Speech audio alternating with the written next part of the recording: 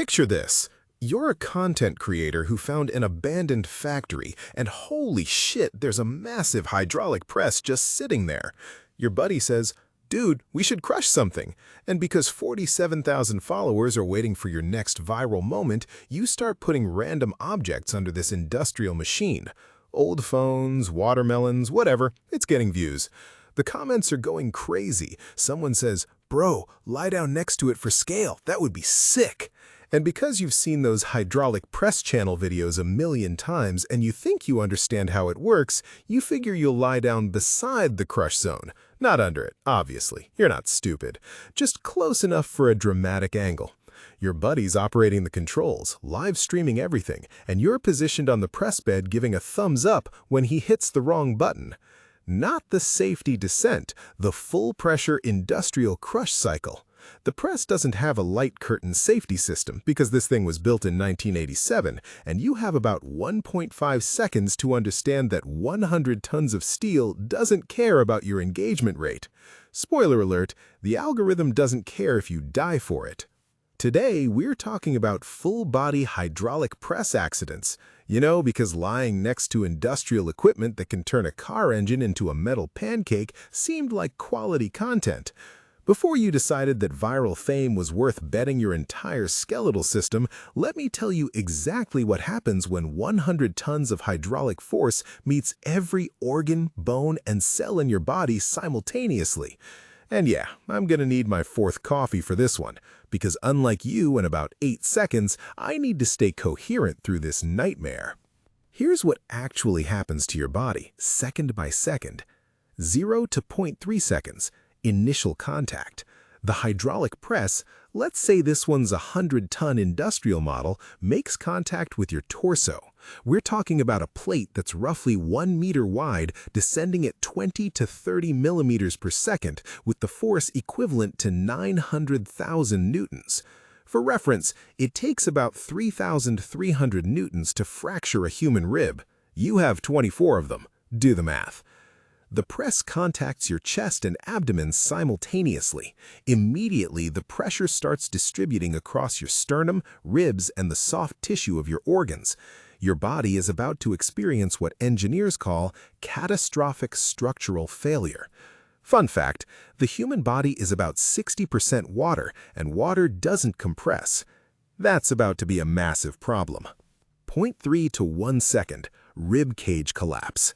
Your rib cage is basically a protective cage made of bone that's designed to flex slightly with breathing at impacts.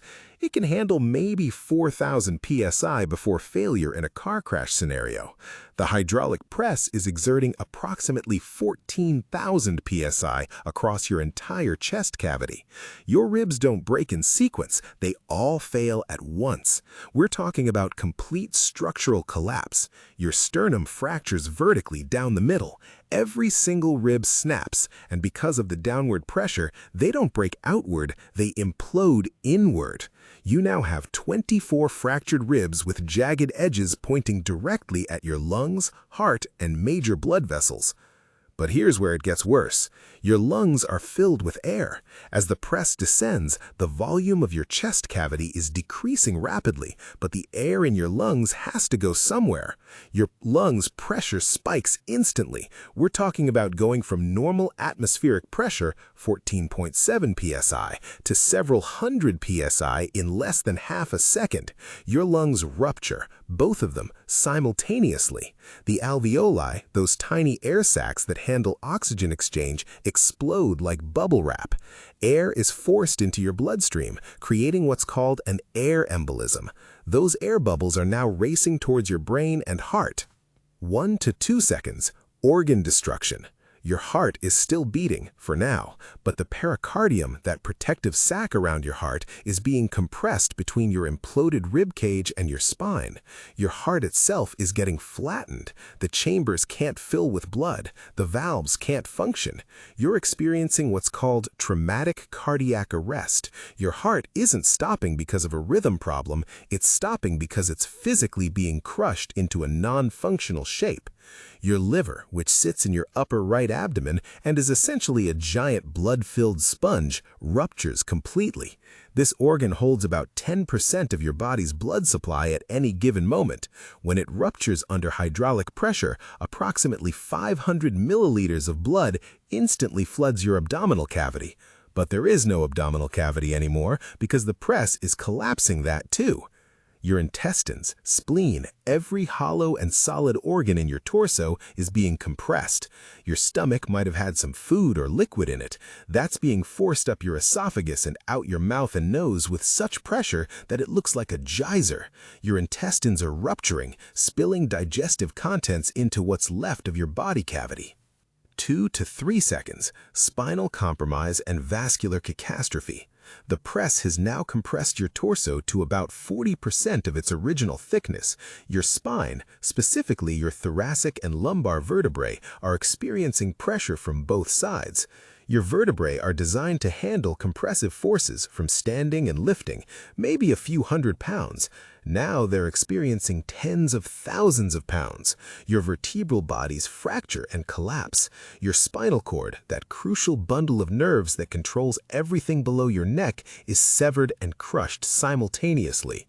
Your aorta, the main artery that carries oxygenated blood from your heart to the rest of your body, runs right along your spine. It's about 2.5 centimeters in diameter and carries blood at high pressure. When the press crushes your torso, your aorta ruptures. We're talking about catastrophic hemorrhage. Your blood pressure drops from 120/80 to nearly 0 in seconds. Blood is pouring into your chest cavity, except there is no chest cavity anymore, just a compressed space where your thorax used to be. The inferior vena cava, the large vein that returns blood from your lower body to your heart, also ruptures. You're bleeding out internally at a rate that would empty your entire blood supply in under 2 minutes, but you won't last that long.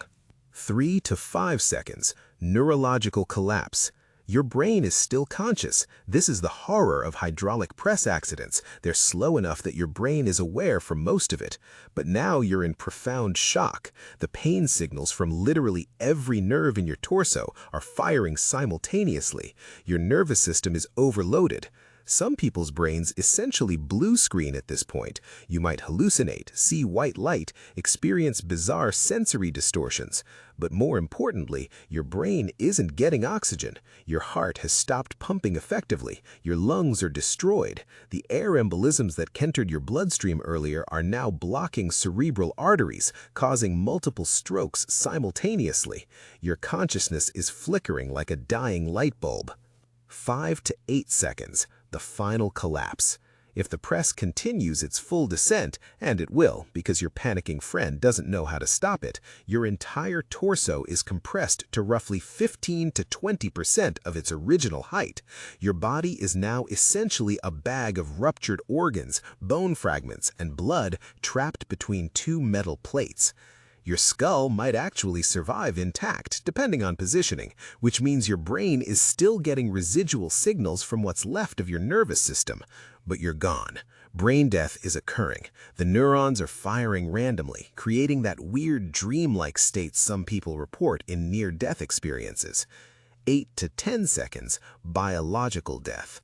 Your heart has been still for several seconds. Your brain has no oxygen. The cellular death cascade has begun. Every cell in your body is starting to die from the inside out. You're not a person anymore. You're a biological crime scene flattened between industrial machinery. Okay, but what does this actually feel like? The first second is the worst because you're completely aware.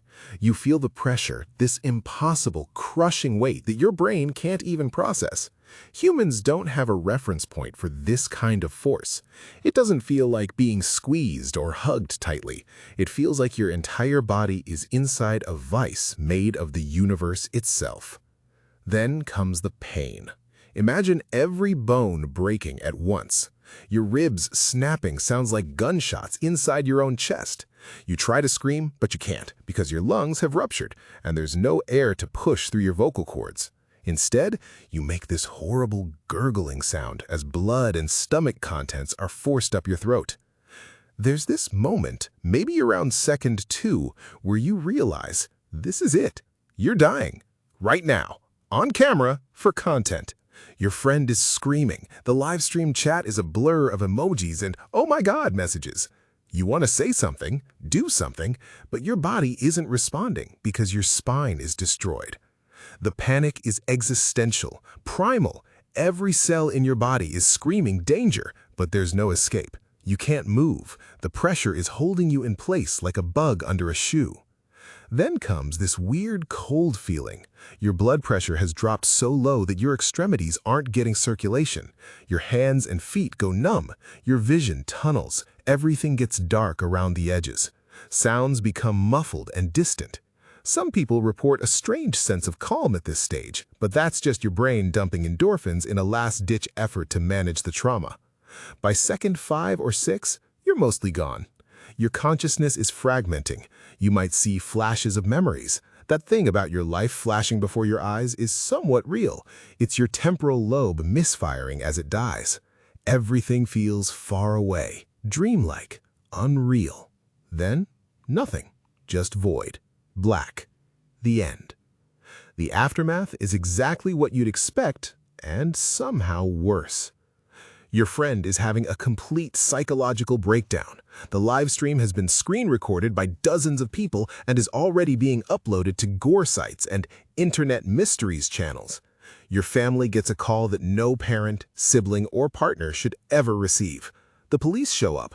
The medical examiner has to document what's left, which is, let me be clear, absolutely horrific. We're talking about a human being compressed to the thickness of a textbook. Your funeral is closed casket for obvious reasons. The comment section of your final live stream becomes a mixture of RIP messages, memes, arguments about whether it's real, and true crime YouTubers analyzing your last moments frame by frame. Congratulations, you're internet history. Forever. So, how do you avoid becoming a human pancake for content? Don't mess with industrial machines you don't know shit about. Plain and simple. Now, if you thought getting crushed was bad, wait until you hear about burning alive. I just covered that nightmare in another video, and let me tell you, the human body's relationship with fire is somehow even more disturbing than its relationship with hydraulic pressure. We're talking about third-degree burns, your fat literally melting and fueling the flames, and a psychological horror of watching your own skin bubble and char. If you're into understanding the absolute worst-case scenarios, and clearly you are since you're still here, check that video out. It's linked on screen right now. Trust me, it'll make you never look at a campfire the same way again.